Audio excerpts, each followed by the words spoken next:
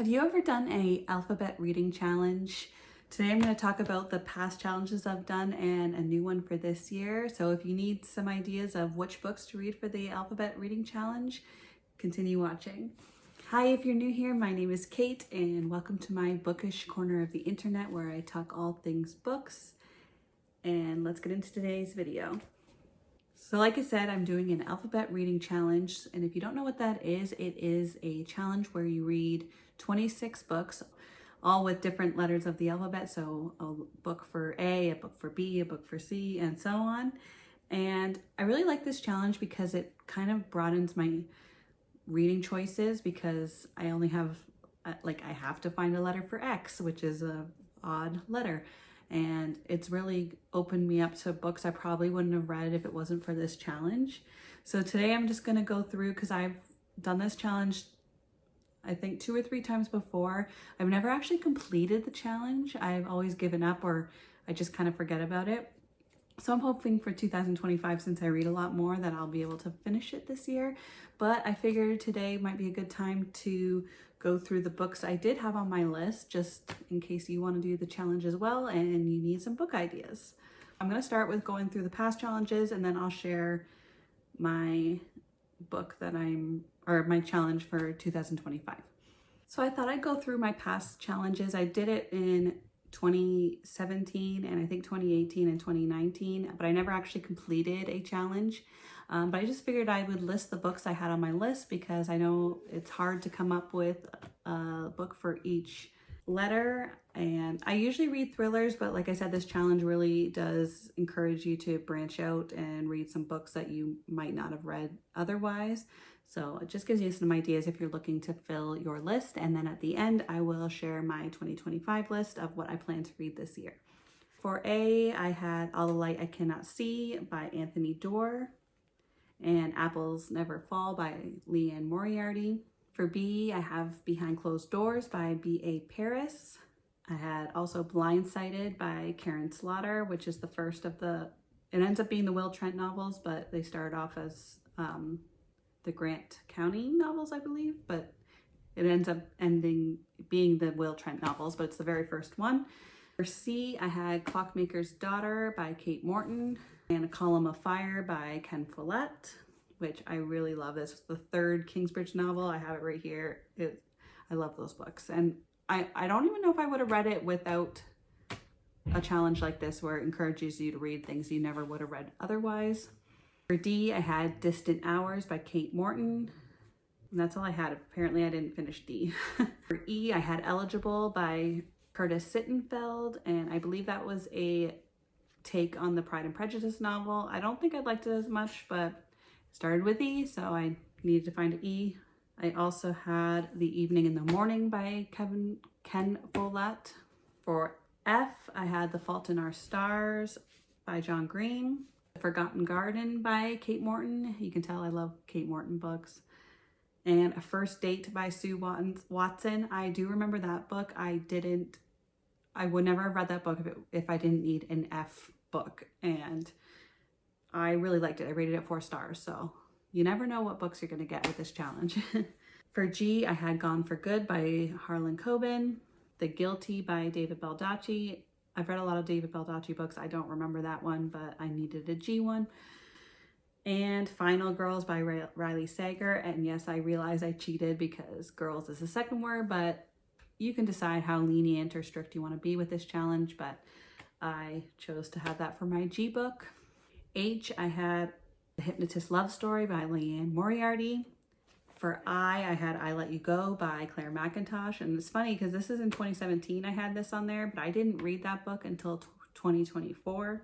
So it's just kind of interesting how it took me that long to read, but definitely read that one. I rated it 5 stars. If you haven't read it, I would put that as your iBook right now. For J, I had Jane Eyre because I hadn't read that book yet and it's a classic and I needed to read it. I also had Jupiter's Bones by Faye Kellerman, which is a Peter Decker novel. I was trying to read all the books in that series, so I put that as my J book for that year. K, I had The Kingmaker's Daughter by Philippa Gregory.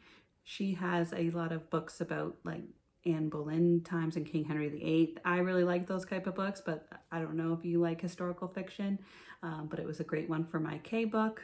For L, I had Leaving Time by Jodi Picoult, The Last Anniversary by Liane Moriarty. For M, I had Mary Poppins because I've never read the book before and I wanted to read that. And The Maidens by Alex Michaelides. I think that's the same person that does The Silent Patient, so I wanted to read that one, but I didn't like it as much as The Silent Patient, but you never know. I think that's the same author. Correct me if I'm wrong, but I think it is. For N, I had on here The Nightingale by Kristen Hanna. For O, I had Outlander, but I have not read that one yet, but that was my O book. For P, I had Prayer for Owen Meany. I think my mom recommended me that book, but I haven't read it yet, but it's my book for P.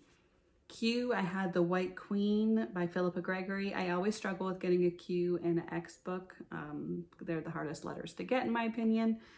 I also had The Queen's Fool by Philippa Gregory. If you need a Q, I highly recommend the Philippa Gregory books because she writes a lot of books about like queen and king and stuff. So that easily get a Q.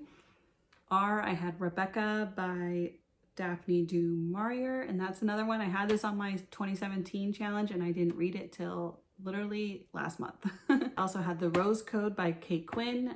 I also only read that last year, but it was pretty good.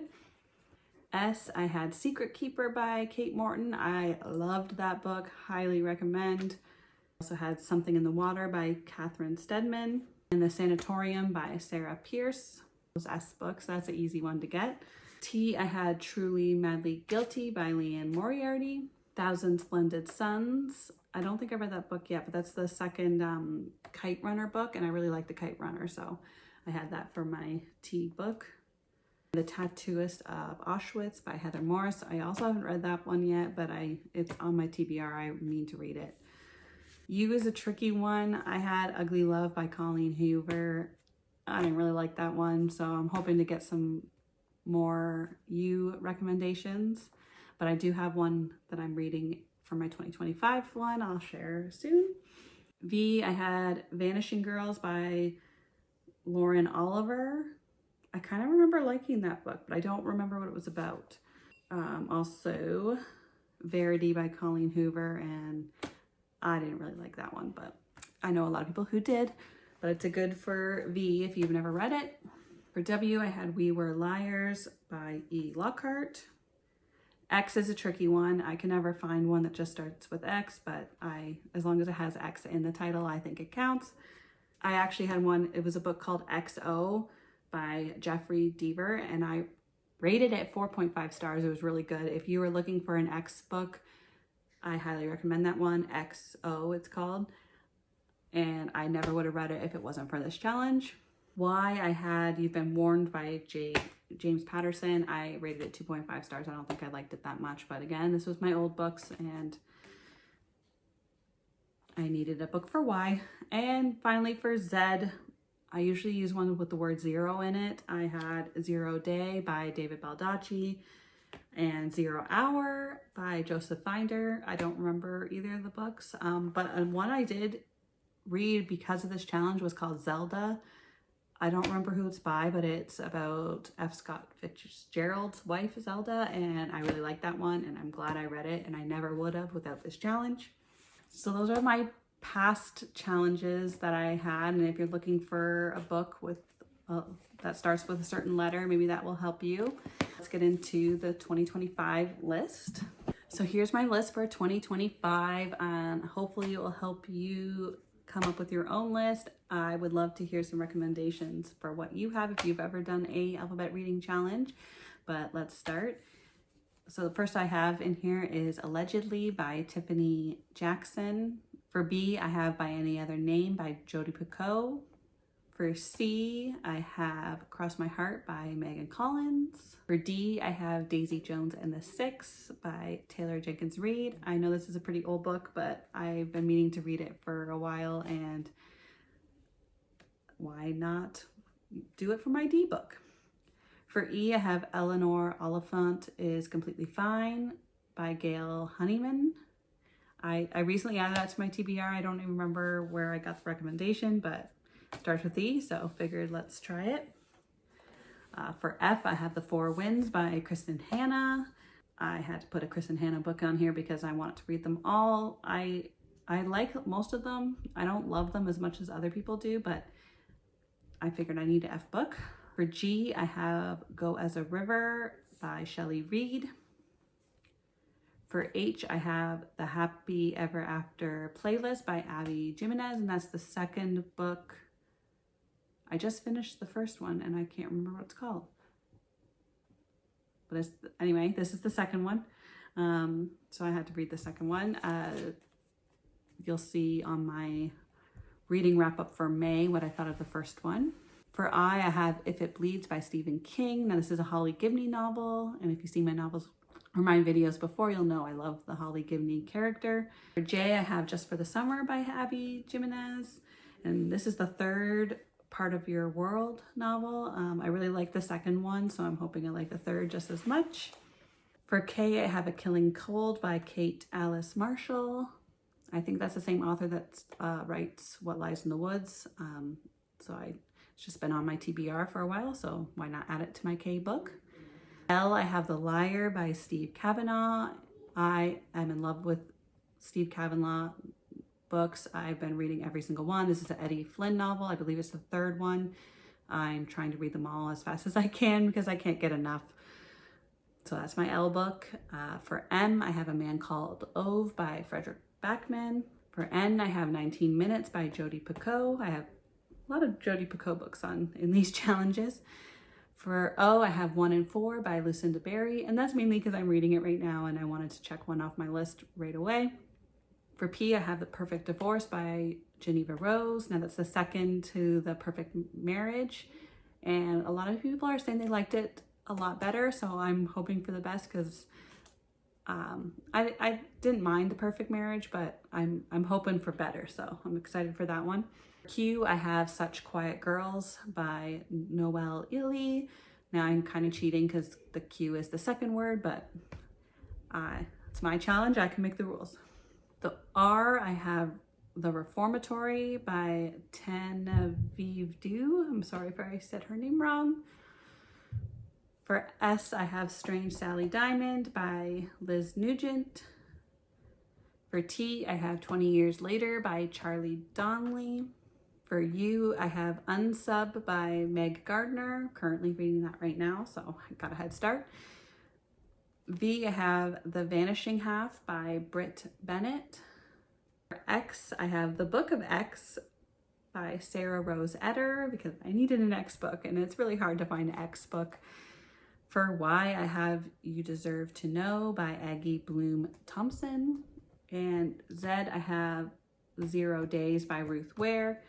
Hopefully that gives you some little bit of ideas for your own reading challenge, and I would love to know what books you've read because of an alphabet reading challenge.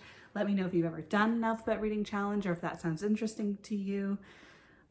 Either way, I'd love to hear. Thanks for watching.